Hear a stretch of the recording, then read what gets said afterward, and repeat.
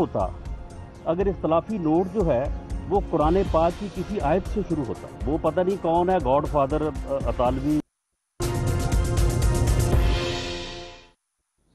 अस्सलाम वालेकुम नाज़रीन, आप देख रहे हैं प्रोग्राम काशिफ अब्बासी के साथ। डॉन लीक्स, उसकी रिपोर्ट भी सामने आ गई है। क्या जो तारिक फातमी साहब और राउत तहसीन साहब को सजा को इसका ठहराया गया है जिम्मेदार, क्या ये काबिल कबूल होगा जीएच के लिए? पहला सवाल ये। दूसरा, ये डॉन लीक्स में था क्या? मैं तो आज फिर ये सवाल पूछना चाहूंगा तमाम मेहमानों से कि इसमें ऐसा क्या था जो ये डॉन लीक्स है? ये इतनी बड़ी खबर कहां से? क्योंकि ये जितनी दफा मैं पढ़ता हूं मुझे ऐसा लगता है हम रोज यही खबर डिस्कस कर रहे होते हैं, कभी एक जाविये से कभी दूसरे जाविये से। ग्रुप्स हैं पाकिस्तान में, फौज या हमारी इंटेलिजेंस बेस्ड जो एजेंसीज हैं उन्होंने बनाए, उन्होंने वो आज भी कई ग्रुप्स ऐसे हैं जो जिनकी सरपरस्ती जारी है। ऐसी कौन सी चीज है इसमें जो नई है जिसकी वजह से नेशनल सिक्योरिटी हमारी खतरे में पड़ी? इस पर हम बात करते हैं। हमारे साथ अली जैदी साहब मौजूद हैं, बहुत उमर चीमा साफी हैं, तजिया निगार में। बहुत शुक्रिया उमर, आपने भी इन मामलों को बहुत करीब से देखा। सलीम बुखारी साहब हमारे साथ मौजूद है। बुखारी साहब आपका भी शुक्रिया। और शाहिद लतीफ साहब हमारे साथ मौजूद है। इजाजत दें मैं शाहिद लतीफ साहब से शुरू करता हूँ। जाहिर है उनका एलिमेंट सबसे इंपॉर्टेंट है क्योंकि इससे पहले परवेज रशीद साहब जा चुके हैं इन्हीं डॉन लीक्स के चक्कर में। तो परवेज, शाहिद लतीफ साहब, आपको मेरी आवाज आ रही है? जी आ रही है। शाहिद साहब, ये जो आज रिपोर्ट सामने आई है, क्या फर्स्ट रिएक्शन क्या है? काबिल कबूल है, इतना ही काफी है, नाकाफी है, ज्यादा होना चाहिए था? Where do you stand on this? देखें जी, मुझे इजाजत दें, जो लफ्ज आपने इस्तेमाल किए उनमें से एक लफ्ज मैं चूज करूं, ये नाकाबिल कबूल है। काफी नाकाफी तो बात की बात है और उसकी वजूहात भी मैं आपको बता देता हूं। अभी चंद दिन पहले आपको याद होगा कि DGISPR की जो प्रेस कॉन्फ्रेंस थी उसके अंदर उन्होंने, जब उनसे सवाल किया गया कि जी ये हमारे जो वजीर दाखिला साहब हैं, उन्होंने ये बात की कि जब तक सब मेंबर जो हैं इसके कमीशन के, उनका आपस में इत्तेफाक राय नहीं होता, ये रिपोर्ट मंजर आम पर नहीं लाई जा सकती। यानी ये तो एक बहुत बड़ा मजाक था जिसके तहत ये सवाल किया गया। उनका जवाब भी आपको याद होगा। उन्होंने जवाब ये दिया कि जी मेरे इल्म में ऐसी चीज नहीं है, और अगर आपके इल्म में ऐसी चीज है और आप समझते हैं कि ये उन्होंने ये शर्त रखी थी तो फिर आप उनसे सवाल कर लें। और जिसके ऊपर 2 दिन के बाद हमारे वजीर दाखिला साहब जो हैं उनका फिर से एक बयान आ गया कि जी ये तो वहां मौजूद ही नहीं थे, ये जी उसका हिस्सा नहीं थे जब हम TORs की बात कर रहे थे। तो बात यह है कि इतनी बड़ी पोजीशन पे एक शख्स जो रिप्रेजेंट कर रहा है आपकी सिक्योरिटी एस्टेब्लिशमेंट को, वो इस तरह का बयान दे सकता है? तो पहली बात तो ये है। दूसरी बात, क्या हम सबको ये मालूम नहीं कि जिस तरह इस पूरे मामले को आपने डील किया, वजीर दाखिला साहब जो ही ये सिलसिला हुआ डॉन लीक्स वाला, वो तो मंजर आम पर आए और उन्होंने कहा 2-3 दिन के अंदर अंदर लोगों को पकड़ लिया जाएगा, इनको हिलने नहीं दिया जाएगा। और 2-3 दिन के अंदर अंदर हमने देखा कि सारे मामला बदल दिए गए। सर, लेकिन मुझे पहला एक बात बताइए, मैं आता हूं इसके ऊपर के हुआ क्या क्या। इसमें से कौन सी ऐसी चीज है जो आपको बहुत ज्यादा बुरी लगती? क्या आपका ख्याल है कि नेशनल सिक्योरिटी इससे बहुत कॉम्प्रोमाइज हो गई हमारी?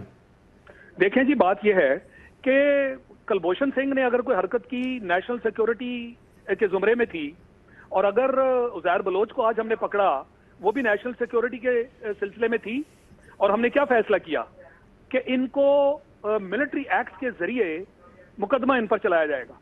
मैं समझता हूं कि नेशनल सिक्योरिटी के मामले जो हैं उन पर मुकदमा मिलिट्री एक्ट के जरिए चलना चाहिए। हमारा ऑफिशियल सीक्रेट एक्ट भी है और मिलिट्री एक्ट भी है। सर, तो आप ये जो खबरें हमें फौज की तरफ से मिलती हैं, ऑफिशियल अंदर की मीटिंग्स की जो हमें बताया जाता है, फिर वो भी ऑफिशियल सीक्रेट एक्ट के नीचे तहत आएगा कि अगर किसी फौजी ने बैठ के हमें बता दिया कि अंदर क्या हुआ था कोर कमांडर मीटिंग में या दूसरी मीटिंग्स में, तो वो भी इसी के नीचे आएगा? फिर वो भी ट्राई होंगे इस तरह?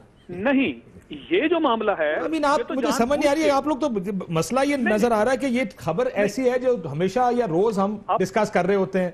हर प्रोग्राम जो सिक्योरिटी पे होता है, आप नेशनल एक्शन प्लान का कोई प्रोग्राम उठा के देख लें, जिस जगह ये प्रोग्राम होगा उसमें पहला चीज ये होगा हुकूमत नहीं कर रही, दूसरा ये होगा कि जनाब जो सिक्योरिटी के अदारे वो भी अपना काम नहीं कर रहे, उनके भी फेवरेट्स हैं, गुड तालिबान है, बैड तालिबान है। इसमें कौन सी नई बात? ये तो आप माइंड कर गए हैं, इसलिए इतना बड़ा खबर बन गई। नहीं, प्लीज मेरी बात को समझने की कोशिश करें। मैं ये नहीं कह रहा कि सिक्योरिटी के बारे में अगर किसी ने आके बात कर दी, अव्वल तो अंदर की बात बाहर लीक नहीं होनी चाहिए। मैं 100% आपसे इत्तफाक करता हूं, मगर मुझे ये बताएं कि क्या आपके वजीर दाखिला साहब ऑन रिकॉर्ड नहीं है? उन्होंने क्या कहा था कि अंदर तो इस तरह की बात ही नहीं हुई, और उन्होंने कहा ये जो कुछ है ये मन घड़त है, ये फैब्रिकेट किया गया। यानी नेशनल सिक्योरिटी का मामला हो, अव्वल तो उसकी लीकेज बताते खुद एक बहुत बड़ा जुर्म, और फिर उसको फैब्रिकेट करें ताकि आप अपनी फौज के खिलाफ नफरत पैदा करें। पूरी दुनिया में एक उसको आप वो कहानी बनाकर पेश करें जिसको आपके दुश्मन और जिसको बाकी जो बड़ी बड़ी कुव्वतें हैं उस तरह वो सुनना चाहती हैं। और सर, उसको तो रोग एक आर्मी खबर बनाना यानी इसका चाहते हैं आप। मतलब कि अगर प्राइम मिनिस्टर और आर्मी चीफ की मीटिंग के दौरान उसके बाद पीएम ने कहा कि मुझे आर्मी चीफ ने कहा मैं आपका मसला इमरान खान के साथ धरने के दौरान हल कराता हूं, तो उसके ऊपर भी आप प्राइम मिनिस्टर के ऊपर भी यही चार्ज लगाएंगे? नहीं, देखें उस वक्त ये बात हुई थी ना सर क्या उस मतलब, वक्त ये बात खबरें हुई गलत थी। होती हैं, खबरें नहीं, ठीक होती ये हैं, बात- यू करेक्ट नहीं, some news and move on, that's how it works around the world. नहीं, उस पर फिर आप चला लेते, अगर उस पर चलाना था तो आगे उसको इन्वेस्टिगेशन कर लेते कि किसने कहा था या नहीं कहा था। जो बात हुई थी उन्होंने कह दी, उनका फर्ज था वो बात कहना और अलाल-ए-लान कही।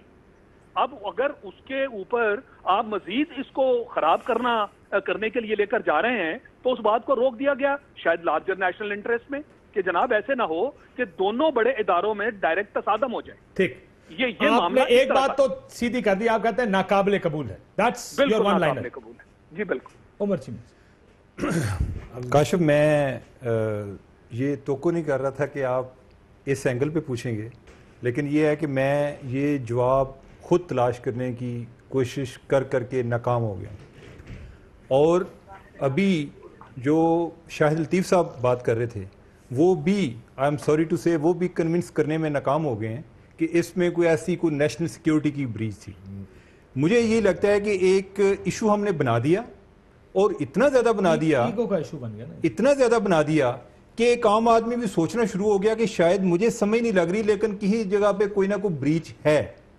आप जो बात कर रहे हैं कि जो फौज की तरफ से खबरें आ रही होती हैं और हमारे मीडिया पे चल रही होती हैं, मैं आपको एक एग्जांपल देता हूं। धरने के दिनों में एक दफ़ा जनरल रहील शरीफ की प्राइम मिनिस्टर से मुलाकात हुई, टीवी पे खबर चल गई थी कि वो ना इस्तीफा लेने चले गए।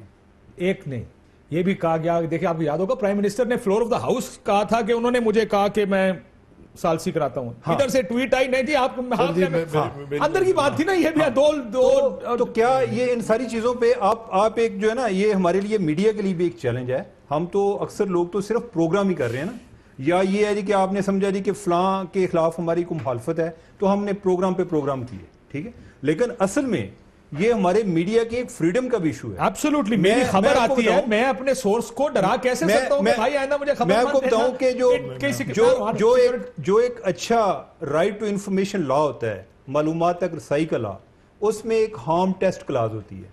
वो ये होती है कि अगर लॉ किसी इंफॉर्मेशन को रोकता भी है तो जो इंफॉर्मेशन कमिश्नर है उसके पास ये राइट होता है कि वो इंफॉर्मेशन डिनाई करने वाले को पूछे कि आप ये बताएं कि इससे क्या नुकसान क्या होगा। मैं ये तोक्को करता हूं कि जो कमीशन की रिपोर्ट आ रही है, एक तो उसे ये डिफाइन करना चाहिए कि नेशनल सिक्योरिटी क्या है, इसमें कहां ब्रीच हुई, और इधर क्या कौन सी नई बात आई है सामने, इसमें क्या खिलाफ वर्जी क्या हुई। अली ज़ैदी साहब, मैं बुखारी साहब के पास जाने, you want to say something? Kashif, मैं देखिए इसमें ये कॉन्वर्सेशन हुई नहीं, तो मिलिट्री को गंदा करने के लिए ये प्लेस की गई कॉन्वर्सेशन। और जो कह रहे हैं कि फातमी और वो राव तहसीन को फारिग करेंगे, जो कि खबर चल रही है, उसके लिए मैं एक तोहफा लाया हूं, आपके लिए भी, पूरी कौम के लिए भी। ठीक है, तोहफे पड़े। मैं वहां जिस दिन आई थी तो उस दिन मैंने आपको मिठाई बांटी थी टीवी पे, आज मैं आपको लॉलीपॉप दे रहा हूं। बाकी जो आपका स्टाफ है उन सारों को भी मैं सारों के लिए लेके आया ये लॉलीपॉप। खुदा के वास्ते हमें लॉलीपॉप इस कौम को ना दें। इफ इतनी बड़ी ब्रीच हुई है की और आर्मी चीफ की मुलाकात होती है और वो आपको कोई बात बताते हैं कि जी इस ऑपरेशन की कामयाबी का चांस सिर्फ 30 से 40% है, जो कि एपीसी से पहले हुआ था, और ये ऑफ द रिकॉर्ड ब्रीफिंग थी, और इमरान खान साहब आके टीवी प्रोग्राम में या इंटरव्यू में कर देते हैं, तो this is a security breach. Kashif, इससे बड़ी सिक्योरिटी ब्रीच क्या हो सकती है? एक सेकंड, इससे बड़ी सिक्योरिटी ब्रीच क्या हो सकती है ज़ैदी साहब, जब आपके चेयरमैन एक ऐसी चीज जिससे हमारे दुश्मन को फायदा होगा कि तालिबान समझेंगे तो ऑपरेशन कर ही नहीं सकते हमारे खिलाफ, क्योंकि इनको ख्याल है कि हम जीत नहीं सकते जंग। देखिए काशिफ, वो आप मैं आपको बड़ा जबरदस्त सवाल आपने मुझसे, मैं आपको जवाब सर जी, गल तो सुनो, मेरी पंजाबी उर्दू बोलने वालों की कमजोर होती है, लेकिन गल तो सुन लो। इन्होंने ये स्टोरी प्लेस की थी झूठ बोल के, हुआ कोई नहीं। अगर वो मीटिंग हुई और उस मीटिंग में दोनों ने डिसाइड किया, वो बच्चे तो नहीं थे, 2 एडल्ट, एक पॉपुलर पॉलिटिकल पार्टी का हेड और दूसरा आर्मी चीफ, उन्होंने डिसाइड किया कि जी बाहर जाके हमने ये नैरेटिव बिल्ड करना है। That's different. ये एक नैरेटिव बनाना कि जी मिलिट्री क्योंकि हमारे ऊपर चढ़ गई और हमारे पकड़े जा रहे हैं, जरा उनको गंदा तो करो और ये दुनिया को बताओ कि जी हम बादशाह, ये मिलिट्री हमारी नीचे। ये तो दिस इज नॉट, ये तो प्लेस की गई थी। अच्छा मेरा बड़ा सिंपल सवाल अब इनसे भी है, इनसे भी है, इनसे भी है, ये क्यों निकाला था परवेज रशीद को? क्यों निकाला, क्यों था?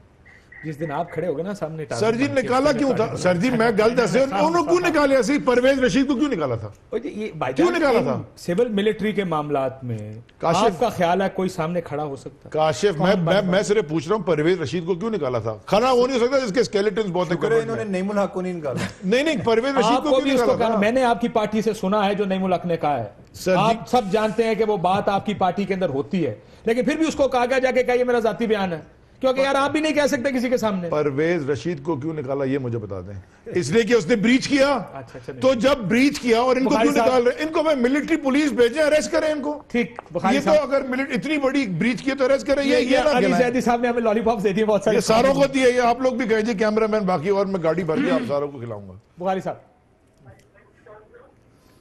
जी, काशिफ अब्बासी, 2-3 बातें जो है वो मुझे अर्ज करनी है आपके प्रोग्राम में। पहली बात तो ये है कि जब ये वाकया हुआ था ब्रीच का, उस वक्त एक मुख्तलिफ माहौल था सिविल और फौज के दरमियान। अगर आपको याद हो, राहील शरीफ का दौर था और हर वो बात जो दोनों तरफ में से किसी तरफ से की जाती थी उसको शक की निगाह से देखा जाता था, उसके बारे में इंटरप्रिटेशंस की जाती थी, उसके बारे में मीडिया के ऊपर बैठ के हाईलाइट किया जाता था।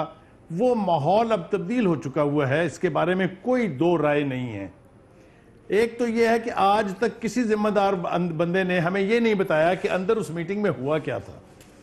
मैं आपको अर्ज करता हूं, मैं गया था यूनाइटेड नेशन प्राइम मिनिस्टर के साथ, वहां पर जो इंटरनेशनल डिप्लोमेट्स जितनों के साथ भी इंटरेक्शन हुआ, वहां यह कहा गया कि जी आपकी जो फौज है उसने अपने एसेट्स रखे हुए हैं। यह प्रोपोगेंडा इंडिया का भी था, बिल्कुल हम मानते हैं, अमेरिका भी यह कह रहा था, लेकिन वो जो फीडबैक था ये यूनाइटेड नेशन की विजिट की यानी आप ब्रीफिंग कह लें या जो कह लें, उसके हवाले से एक सेशन था। उस सेशन में ये बात कही गई थी कि इस तरह का इंटरनेशनल फीडबैक हमें मिल रहा है। अब देखिए, गुजारिश ये है, आपने बिल्कुल दुरुस्त कहा कि ये कोई ऐसी नई बात नहीं थी जिसका हमें पहले से पता नहीं था, लेकिन चूंकि टेंशन का माहौल था इसलिए इस बात को इतना बड़ा जवाब बना के इतनी बड़ी कहानी घड़ी गई जिसको हम आज तक भुगत रहे हैं। अब देखिए, गुजारिश ये है कि अब कमर बाजवा साहब जब से आए हैं, दोनों तरफ में अगर बहुत ज्यादा दोस्ती नहीं है तो कम से कम माहौल पीसफुल है, जिसकी 2-3 मिसालें मैं आपको दे सकता हूं। जनरल राहील शरीफ के एनओसी के ऊपर आपको याद है क्या रोशरों का मचा था पार्लियामेंट के अंदर, क्या बयानात आए थे ख्वाजा आसिफ के एंड एवरीथिंग। वो आराम से सॉल्व हो गया, वो एनओसी लेके जाके उन्होंने चार्ज भी ले लिया। वहां पे माहौल तब्दील हो गया है। शायद जो इंटरप्रेटर्स हैं या जो बाहर जाके आके आपको लगता है कि माहौल का साजगार रखने के लिए डॉन लीक्स में कुछ देना जरूरी था। और ये जो सवाल उठा कि परवेज रशीद को क्यों निकाला गया था, ये हवाला भी वही है कि उस वक्त ताल्लुकात की नौयत इतने दबाव में थी कि कुछ ना कुछ करना था फौज को यह पैगाम देने के लिए कि हम नहीं चाहते कि आपको किसी भी वजह से नाराज किया जाए, जिस पर आपको शक है हम उसको अभी अलहदा कर रहे हैं। अब वही परवेज रशीद साहब वापस आ रहे हैं तो किसी ने क्यों नहीं रोका उसको। तो मेरा ख्याल यह है कि सूरत हाल को इसके हकीकी पस मंजर में देखना बहुत जरूरी है। अब हमें इसके ऊपर बैठ के हकीकी पस मंजर और पेश मंजर, मसला यह है कहानी आपके सामने आती है, कई कहानियां गलत भी होंगी, कई जगह पे ऐसी चीजें, बहुत सी चीजें आप मुझसे ज्यादा बेहतर जानते हैं कि अंदर मुलाकात होती है, 2 लोग बैठे होते हैं और सिविलियन गवर्नमेंट के खिलाफ भी, चाहे ये हो, चाहे फर्ज करें अगर आपकी आ गई जो गुजर गई पीछे जरदारी साहब की, क्या क्या कुछ नहीं प्लांट किया गया खबरों के तौर पे कि सिविलियन प्राइम मिनिस्टर को यह कर दिया गया, प्रेसिडेंट को यह कह दिया गया। सर ये अगर आपने करना है तो फिर हर चीज पे करें ना। ये तो नहीं हो सकता कि एक को जलील करी जाओ तो दूसरी तिवारी आए तो आप इसको ईगो का इशू बना के बैठ जाएं कि इतना बड़ा मसला बन गया कि यहाँ पे कमेटियां बन रही हैं और लोग आप पॉइंट आउट कर रहे हैं, इसको निकालना पड़ेगा, उसको करना पड़ेगा। साथ में देखें अब कोई हमें आगे खबर क्यों दे, फर्ज करो किसी ने दी भी, ये अब कहा जा रहा है गलत है, वैसे इसमें गलत भी होगा, डिनाइल आ गया, पीएम हाउस ने डिनाई कर दिया, स्टोरी के ऊपर डिनाइल आ गया। I think we should have moved on. But then किसी पे तो एक्शन करें भाई। अगर आप इतनी बड़ी खबर निकाल रहे हैं, इंटरनेशनल न्यूज बन रही है, पूरा इंडिया के अखबार चल रहे थे इसके ऊपर, तो आप किसी पे एक्शन तो लें। खाली नौकरी से निकालना एक्शन है? अच्छा, वैसे मतलब ये तो ट्रीजन हो गया ना। ट्रीजन तो मिलिट्री एक्ट होता है। एक तो जो बुहारी साहब ने बात की है, या ओवरऑल जो हमारी अभी डिस्कशन हुई है, उसमें हमें इस चीज़ का पता नहीं चला कि कोई इतनी काबिल इतराज़ चीज़ थी कि जिस पर कोई कमीशन बन सकता। बुहारी साहब का भी ये पॉइंट है कि ये मुख्तलिफ हालात में किए गए फैसले हैं। ठीक है, जब कमीशन बनाया गया उस टाइम हालात मुख्तलिफ थे, जब रिपोर्ट आई उस टाइम हालात मुख्तलिफ है। ठीक है, नंबर 1। नंबर 2, ये जो खबर है, अच्छा ये वही चीज़ें कि बात क्या हो रही है जी कि पंजाब में ऑपरेशन करें। अच्छा ये बात इधर टीवी पे इतनी दफा हो चुकी है जी कि पंजाब में जो है जनरल रईस कहते हैं पंजाब में ऑपरेशन की जरूरत है, और उन्हें रेंजर्स के इख्तियार मांगा है। और अगर उन्होंने आगे से कोई जवाब दे दिया है कि भाई हम ऑपरेशन के लिए तैयार हैं, ये मसला है, तो इसमें क्या है नहीं कि किसी को जवाब नहीं देना चाहिए। नहीं, लेकिन उसमें यह भी कहा गया ना कि नेशनल सिक्योरिटी एडवाइजर और रिजवान अख्तर साहब जाएंगे, तमाम सूबों में जाएंगे, और ये कि फौज प्रोटेक्ट कर रही है बहुत से अपने एसेट्स को, जिसको ये काम अंडू किया जाएगा, उल्टा किया जाएगा, वगैरह वगैरह। इसमें बहुत सारी ऐसी चीजें थी जो बड़ी एग्जैक्ट इंफॉर्मेशन लिखी गई थी उसके ऊपर। लेकिन अब मेरा ख्याल है ये जो अब यहाँ पे मामला ठंडा हो जाएगा कि नहीं होगा, ये बताना। नहीं होगा, उन्होंने कह दिया मैं इस्तीफा नहीं दूंगा। फातमी साहब अगर इस्तीफा नहीं देते तो शाहिद लतीफ साहब मामला फिर इसका मतलब यहाँ पे अलाइव है, और इस्तीफा दे तब भी अलाइव है। पहली बात तो ये है कि मुझे इस बात पर हैरत हो रही है कि जी कौन सी इतनी बड़ी बात हो गई जिसके तहत ये कमीशन बनाना पड़ा। मैं हैरान हूं इस लॉजिक पे। ये भी जो उमर चीमा साहब फरमा रहे थे कि जी ये कौन सी, यानी इनके मुताबिक ये कोई ऐसी बात नहीं जिस पर अलार्म बेल्स जो है वो बजनी चाहिए। तो फिर तो कोई भी चीज आपके मुताबिक जो नेशनल सिक्योरिटी से रिलेटेड है, यानी फ्लोर ऑफ द हाउस पे हमारे अपने पार्लियामेंट के लोग खड़े होकर कहें कि बलोचिस्तान में जो दहशतगर्दी है वो दुश्मन या रॉ नहीं करवा रहा, हमारी अपनी फौज करवा रही है। और आज जो डॉन लीक्स में इश्यू निकाला गया उसमें एग्जैक्टली यही स्टोरी बनाई गई ना कि either stop helping the terrorist और फेस आइसोलेशन। मुझे बताइए कि दुनिया के सामने आप अपनी फौज को, आप अपने मुल्क को इससे ज्यादा बदनाम कर सकते हैं? अमेरिका क्या सुनना चाहता है, इंडिया क्या सुनना चाहता है? आप उसके साथ खुश हैं? मुझे अफसोस है इस बात पर कि हम कह रहे हैं कुछ नहीं हुआ, लिहाजा क्या वजह है जी कमीशन बना दिया गया, इसको बढ़ा चढ़ा के बात कर दी गई। और आपके इंटीरियर मिनिस्टर साहब खुद फरमा रहे हैं कि ये सब का सब फॉल्स है। सर वैसे उसामा बिन लादेन का यहां से निकलना, इस पे अफसोस नहीं होना चाहिए? नहीं देखे ना, अब आप उसामा बिन देखिए मसला ये, आप आर्गुमेंट देखिए, आर्गुमेंट है ना, हर आदमी अपनी पोजीशन देता है। आप बजाय हम इसके कि हम एक इमोशनल स्पीच करें आगे से कि मुझे अफसोस है, देखिए किस किस्म की बात करें, उनका अपना आर्गुमेंट है, आपका अपना आर्गुमेंट है, इसीलिए आप अपना दलाइल दें, वो अपनी दलील देंगे। Let the people decide whether they agree with him or you. तो कर सकता हूं ना जी, उन्होंने भी तो कहा ना कि शाहिद साहब जो है नाकाम हो गए दलील देने में, तो अगर मेरे बारे में कोई कह सकता है तो मैं भी कह सकता हूं। चलिए ठीक है, आपका ख्याल है कि ये argument as an argument should not. नहीं काशिफ, ये देखें, मैंने उसका लॉजिक भी दे दिया, लेकिन एक चीज है, अब ये पनामा पेपर आए और फौज के खिलाफ उसमें मुल्क का प्राइम मिनिस्टर, यानी जो एक अवाम की नुमाइंदगी करता है, मोस्ट पॉपुलर पॉलिटिशियन, उसके बारे में आई है। रोजाना टीवी पे उनकी पूरी फैमिली जो है वो खड़ी होती है।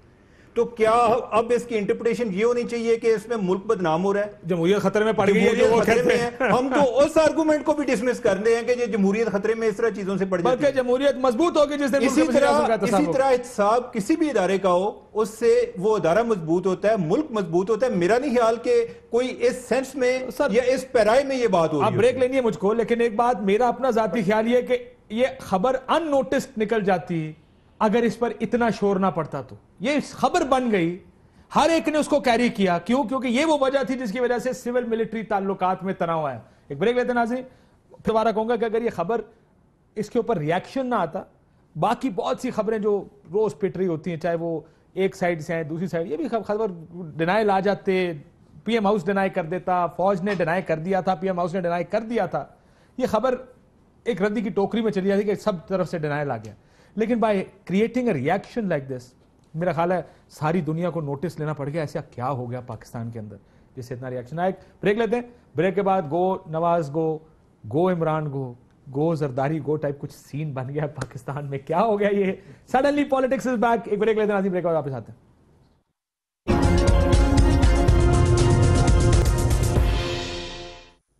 वेलकम बैक नाज़रीन।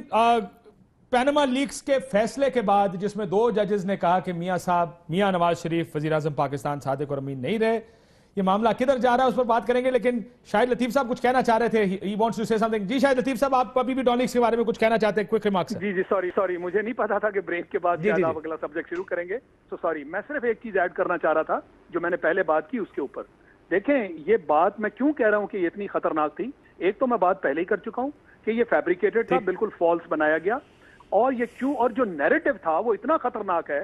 आपको मालूम है ना कि इस नैरेटिव के ऊपर तो हमारे ऊपर सैंक्शंस लग सकती है। ये वेस्ट का यही नैरेटिव है, अमेरिका का यही नैरेटिव है, हिंदुस्तान का यही नैरेटिव है। मैं इसलिए इसको बार बार कह रहा हूं कि ये एक बड़ी ही गलत सोच समझ के तहत और साजिश के तहत ये नैरेटिव जो है इसका दिया जाना। सर वैसे मैं नहीं इसके ऊपर बहस करना चाह रहा था, लेकिन जरा क्योंकि मैं भी इस फील्ड का आदमी हूं जिसमें, जी सर मैं आता हूं, जिसमें we deal in with this news business and analysis business. मुझे एक बात बताइएगा सर कि ये खबर छपी, फ्रंट पेज पे छपी, वजीर आजम हाउस ने डिनाई किया, आर्मी ने डिनाई किया, फॉरेन ऑफिस ने डिनाई किया, वो ज्यादा बेहतर था या ये रिएक्शन ज्यादा बेहतर था जिसमें आर्मी ये कह रही है कि ये खबर झूठी तो है लेकिन प्लांट की गई है जो वो उन लोगों की तरफ से जो वजीर आजम हाउस के अंदर बैठे हुए हैं। यानी इंप्रेशन ये दिया गया इस रद्द अमल के बाद कि हुकूमत आर्मी को गंदा करने या इस तरह करने के लिए, actually this is government position जो कि फौज की पोजीशन से मुख्तलिफ है। ज्यादा नुकसान हमें किस चीज से हुआ, रिएक्शंस होने से या ना होने से हमें कम नुकसान होता? आपका क्या ख्याल है सर? नहीं, फौज ने तो रिएक्शन देना ही देना था। अगर इसके ऊपर फौज चुप कर जाती तो इसका मतलब जो नैरेटिव बनाया गया, घड़ा गया, मन घड़त, वो नैरेटिव दुनिया के सामने तो फिर नहीं सर, वैसे डिनाइल जब हर एक ने डिनाई कर दिया, हर इदारे ने डिनाई कर दिया, वजीर आजम हाउस ने कर दिया, फॉरेन ऑफिस ने कर दिया, फौज ने कर दिया, सवाल यह है कि वो तो गलत खबर होकर रद्दी की टोकरी में चली जाती। अब आपने इंप्रेशन ये पूरी दुनिया में क्रिएट कर दिया है कि फौज के खिलाफ सियासतदान ये समझते हैं, ये जानते और मानते हैं और ये करवाने की कोशिश कर रहे हैं। अच्छा, मेरा भी फिर एक सवाल का आप जवाब दे दें। जी जी। हम क्या वहां तक ना पहुंचे जिन्होंने ये साजिश तैयार की? सर इसकी कॉस्ट है ना, वहां तक नहीं पहुंचना चाहिए। अब इसकी एक कॉस्ट है, आपको पता है इसकी एक कॉस्ट। तो फिर आप परसेप्शन कॉस्ट पे करनी पड़ेगी इस मुल्क को, इसके इदारों को। नहीं जी नहीं, देखें, जब तक आप इन चीजों के ऊपर मिसाली चीजें नहीं करते ये काम चलते रहेंगे काश साहब, फिर ये खत्म नहीं होंगे। तो आप कह रहे हैं मिसालें सेट करें फिर आगे चले? नहीं, करनी पड़ेगी ना जी आप। ठीक, ये बहुत बड़ा खतरनाक मामला है। मैंने कहा सैंक्शंस लग सकती थी, आपका न्यूक्लियर प्रोग्राम। जब सारे डिनाई करते हैं, खबर पे सैंक्शन थोड़ी लगती है। खबर पे अगर कुछ होना होता तो इस टाइम वजीर आजम साहब घर बैठे होते उस खबर के ऊपर। मेरा मतलब उसको भी कहा जा सकता था ना कि ये खबर है, और उसको इस कंजंक्शन में पढ़ें कि फ्लोर ऑफ द हाउस पे उठ के हमारे ही पार्लियामेंटेरियन अगर कह दें कि जनाब फौज जो है बलोचिस्तान में खुद दहशतगर्दी करवा रही है, ये सारी चीजें फिर इकट्ठी हो जाती है ना। ठीक, तो आप ये कह रहे हैं कि मंजरनामा पूरी दुनिया में बहुत खतरनाक है। इन सारी चीजों को प्लीज कंबाइन करें। बिल्कुल ठीक, इकट्ठे अलग-अलग ना देखें, अलग ना देखें, इनको कंबाइन करके छोटी सी वजाहत दे दी है मुझे। क्विक रिस्पांस बुखारी साहब। काशिफ, असल बात यह है कि जो गलत फहमी है वो ये है कि तासुर ये दिया जा रहा है कि सिविल क़यादत ने जाके कहा कि आप ऐसा कर रहे हैं। ऐसा नहीं है। फीडबैक ये दिया गया कि हम जहां भी जाके दहशतगर्दी की बात करते हैं वहां से हमें कन्फ्रंट करते हैं लोग ये कह के कि आपकी फौज ने तो अपने एसेट्स रखे हुए हैं, गुड एंड बैड तालिबान वाली बात जो आपने की है। खुदा के लिए आपने बिल्कुल यही बात की है जिसकी मैं वजाहत कर रहा हूं कि अगर उसकी नौयत ये थी, देखिए अगर तो सिविलियन ने जाके कह दिया इनमें से एक घर वापस नहीं आता अगर ये कह के आते वहां से, आप समझने की कोशिश करें। उन्होंने ये कहा कि हम जहां भी जाते हैं, मैंने खुद ये लफ्ज सुने हैं फातिमी से भी और दीगर से भी, कि जहां भी हम जाते हैं हमें लोग कन्फ्रंट करते हैं ये कह के कि आपकी फौज के एसेट्स हैं जो सपोर्ट करते हैं दहशतगर्दाना कार्रवाइयों को। इसमें जमीन आसमान का फर्क है। Try to understand this. ठीक, उन लोगों का कहना और बात है, आपका ये बयान निकालना, इस नैरेटिव को सपोर्ट करना और कहना कि बलोचिस्तान में फौज दहशतगर्दी करवा रही है, ये बिल्कुल डिफरेंट बात है। लेकिन मेरा अब ये मानना है सर, बाहर से अगर मैं और अगर सैंक्शंस हम पर इस वजह से लगनी होती तो लग चुकी होती। सर आपको याद होगा जब उसामा बिन लादेन का ऑपरेशन हुआ था तो उस वक्त के नेशनल सिक्योरिटी एडवाइजर ने, अमेरिका के वजीर दिफा ने क्या कहा था, Pakistan can not be trusted. ये तो उनकी पुरानी पोजीशन है। बड़ा वजन है। प्राइम मिनिस्टर हाउस से खबर का का जाना इसका सर, बड़ा वजन नहीं, है। डिनाइल जब इसको आ गया, don't take आप it lightly। एक बात बिल्कुल समझ नहीं सक रहे शायद लतीफ साहब, लेकिन मैं इस पे बहस खत्म करना चाह रहा जी, हूँ। मैं समझ रहा मैं ये हूं, कह रहा हूँ समझने कि की- समटाइम्स ये मामलात इंटरनली हल होने चाहिए, बजाय इसके कि जितना हमने इसको एक्सटर्नलाइज कर दिया इस मामले को, तो टीवी internally स्क्रीन कैसे पे हल चल रहा है, होंगे? दुश्मनी जब तक हो आप गई, मुजरिमों फौज की को दुश्मनी। पकड़ेंगे नहीं, ठीक। जब तक आप मुजरिमों को पकड़ेंगे नहीं, आज जिन लोगों को सामने कर दिया गया, आप समझते हैं वाकई मुजरिम है? यही तो सारी कहानी है। कौन मुजरिम है असल में सर? जो लोग पहली बात ये कि अंदर ये बैठे हुए थे, वो अंदर से खबर बाहर कैसे गई, बाहर से आगे किसने चलाई? बुलाइए सिराल अलमादा को, उसको चौधरी छोड़ निसार दिया ने गया। प्रेस कॉन्फ्रेंस क्यों की? 4 दिन ये में पता सारी चल बातें जाएगा। इतनी बड़ी कॉन्फ्रेंस नहीं कॉन्फ्रेंस करती का। कि इनको हम छोड़ेंगे नहीं। मेरा की फिर आगे मानना है उसने कि statement दे इस दिया बहस 4 पे घंटे ले का। जाना नहीं चाहिए।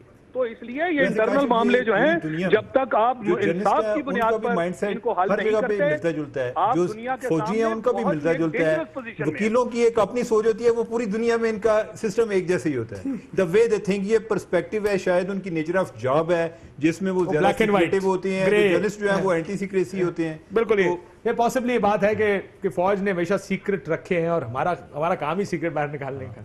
उसमें हमें खबरें कई दफा ये भी दी जाती है कि वजीर आजम और आर्मी चीफ की मुलाकात में क्या बात हुई आपस में। अब वो भी बड़ी सीक्रेट बातें होती हैं उस पर कभी इंक्वायरी नहीं है। उसमें नहीं होगी भी नहीं सर।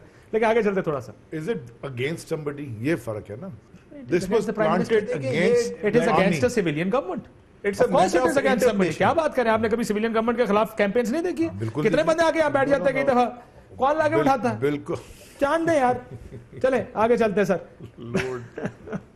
छोड़ जाने। ये आप Let's now आप move on. किधर से किधर मिला रहे हैं? शाहिद लतीफ साहब, thank you very much. I want to now get to politics and वो जो आज के नारे लग रहे हैं, मियां साहब को रहना चाहिए या नहीं रहना चाहिए। लेट्स स्टार्ट विद दिस कि प्राइम मिनिस्टर के खिलाफ 2 जजों का फैसला उनके खिलाफ है, 3 का उनके हक में नहीं है।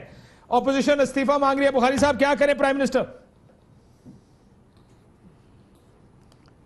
अब आप मुझसे ऑप्शन पूछ रहे हैं प्राइम मिनिस्टर के, वो तो मैं आपको नहीं ऑप्शन बता देखो ये क्या पाऊंगा। मेरा लेकिन मैंने आपके प्रोग्राम में पहले दफा कहा था कि देखिए गुजारिश ये है, आज का कल का कमर बाजवा साहब का बयान जो है आर्मी चीफ का, वो ये कहते हैं कि जेआईटी को ना सिर्फ हम सपोर्ट करेंगे बल्कि जेआईटी से जो भी फैसला आएगा उसको हम कबूल करेंगे। मैं फिर ये हवाला दे रहा हूं आपसे। सर आप सवाल का जवाब नहीं दे रहे, आप हवाले दे रहे हैं। सर मुझे बताएं, प्राइम मिनिस्टर को रहना चाहिए या जाना चाहिए? Is it better for the prime minister to resign और it's better for him to stay in जो कुछ पावर? जजेस ने कहा, जो कुछ जजेस ने कहा, जो कुछ हमने पढ़ा, उसके बाद तो रहना नहीं चाहिए। लेकिन हमारे यहां रूलिंग जो है वो मोरालिटी के ऊपर नहीं है।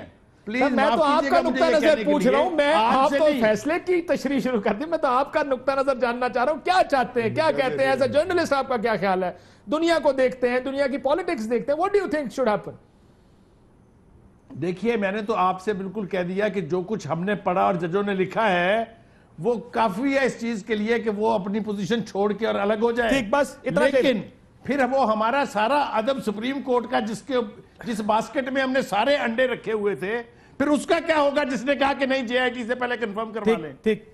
अब आप एक सांस में 2 फैसले मुझसे ना लें सर, लेकिन आप कह दें कि जनाब चला जाना चाहिए। एक अक्सरियत सुप्रीम कोर्ट जो कुछ जजेस कह रही है की एक बेईमानी है। अक्सरियत ने नैब और दूसरे इदारों को वजीर आजम पाकिस्तान के होते हुए किसी काम करने के काबिल नहीं, जो उनका ख्याल है किसी काम के काबिल नहीं। कायरा साहब आप मेरे साथ हैं? काशिफ तो फिर क्या करें, इंडिया से इंपोर्ट करें इन्वेस्टिगेटर्स?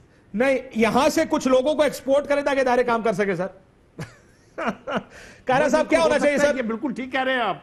कायरा साहब, इन इदारों को तो इन्फ्लुएंस किया जा सकता है, आपका क्या ख्याल है? प्राइम मिनिस्टर के रिजाइन का मुतालबा तो कर दिया, कितनी सीरियस है पीपल्स पार्टी इस रिजाइन में? सर काशिफ साहब, पीपल्स पार्टी मुकम्मल तौर पे सीरियस है और हम बिल्कुल समझते हैं कि प्राइम मिनिस्टर को मुस्ताफी होना चाहिए।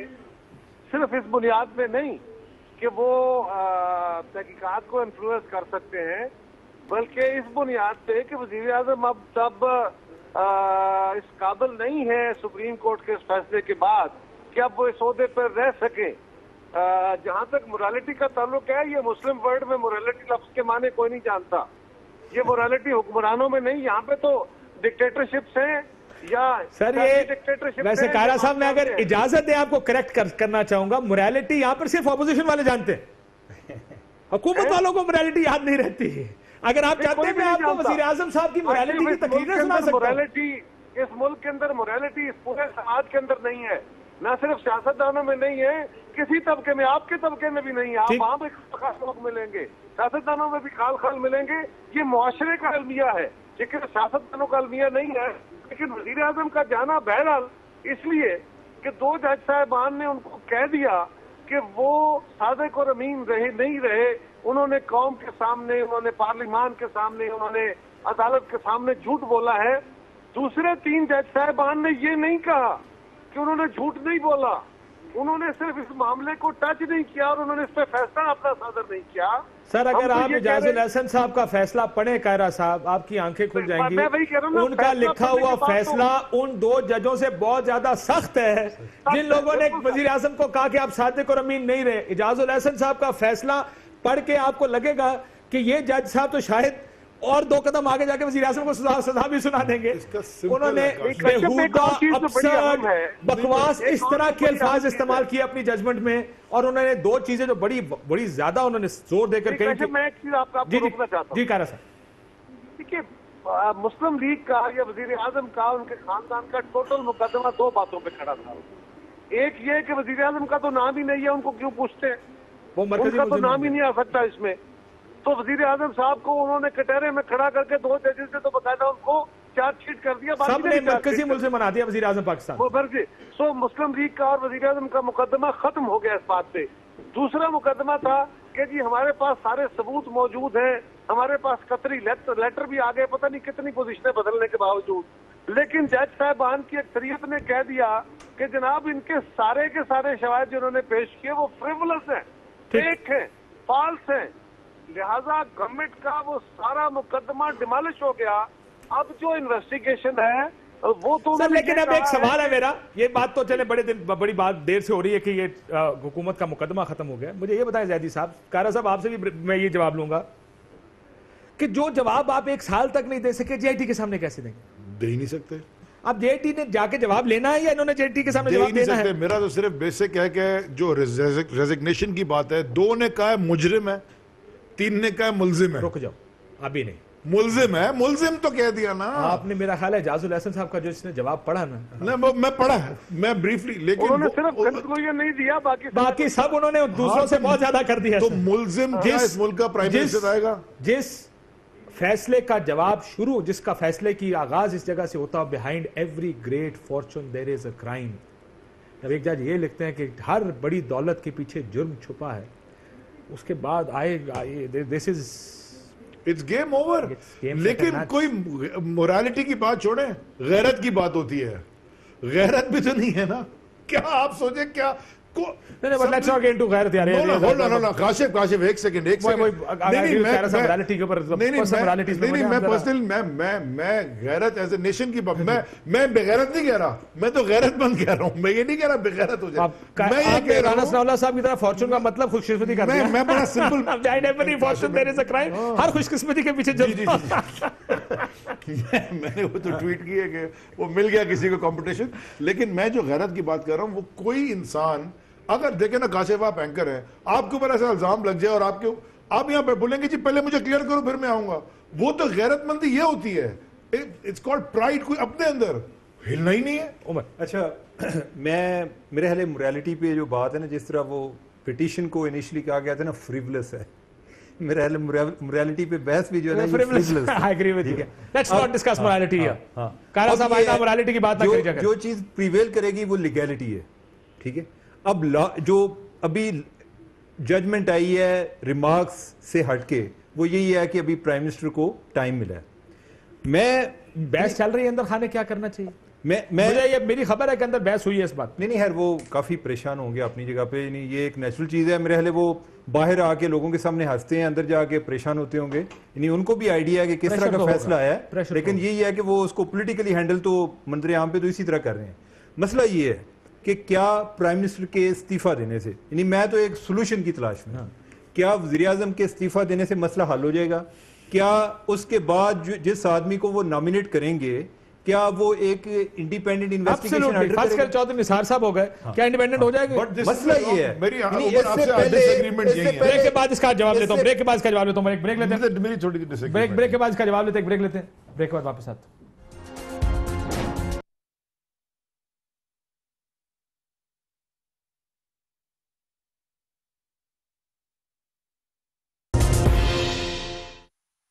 वेलकम बैक नाज़रीन। ये जो बहस वजीर आजम के इस्तीफे से नतीजा क्या निकलेगा, हल क्या है?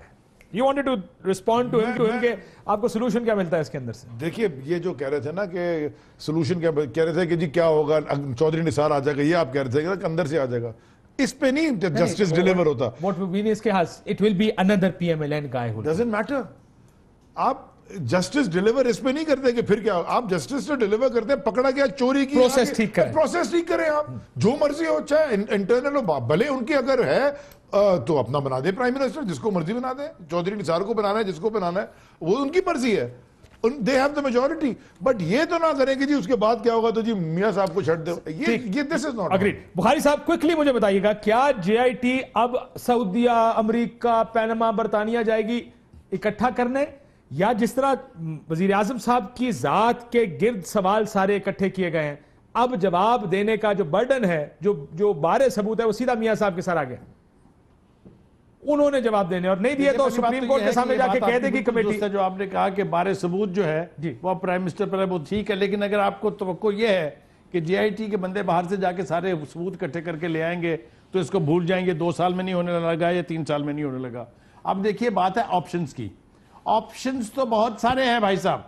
वो प्राइम मिनिस्टर के तौर पे रिजाइन दे और खुद इसी पार्लियामेंट से इलेक्ट होकर प्रेसिडेंट बन के बैठ जाए। प्रेसिडेंट में होते हुए किस किस को एग्जम्पशंस नहीं मिली भाई, 5-5 साल किसी का केस नहीं चला, आपको याद नहीं रहा?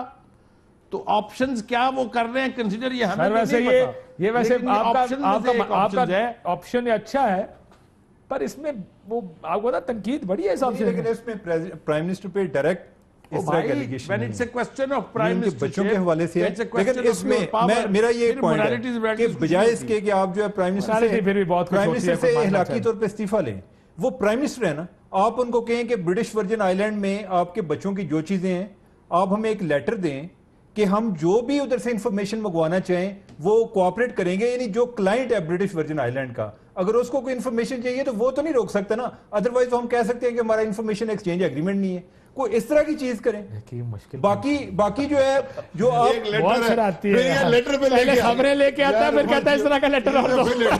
गिलानी को ये लेटर हो लिखने सकता में है फारिग कर दिया अब साहब। ये ये नहीं, चीजें हैं जो कि कोर्ट को सेटल करनी चाहिए। नहीं, लेकिन ये कोर्ट ये भी तो कह सकता था कि इनको पाबंद करता कि आप Exactly. नीलसन और नेस्कॉल की सारी हिस्ट्री और रिकॉर्ड लेकर आए, क्योंकि बाकी जज जो अदालत में चीजें- कह चुके हैं बाकी जो चीजें कि सऊदी अगर अरब ये से किसी आती के हैं- पास हो सकता है तो सिर्फ और सिर्फ प्राइम मिनिस्टर एंड फैमिली के पास हो सकता है। बाकी जो चीजें सऊदी अरब से मंगवानी है, दुबई से मंगवानी है, आप उनका एक फोरेंसिकली उनको इन्वेस्टिगेट कर लेकिन लें। क्या ये उनकी भी मुमकिन forensic check कर है लें। कि जेआईटी कहेगी हमें ये सबूत दें, और वैसे BJP को सबूत- जेआईटी मुझे लगता है प्राइम मिनिस्टर को नहीं बुलाएगी। चलो लेट्स सी। बहुत नाज़रीन, गुफ्तगू आपने सुनी। सबका ख्याल है कि शायद इखलाकी बुनियादों पर वजीर आजम को इस्तीफा देना चाहिए, लेकिन opposition is gunning for him. Let's see where it goes. इजाजत दीजिए, अल्लाह।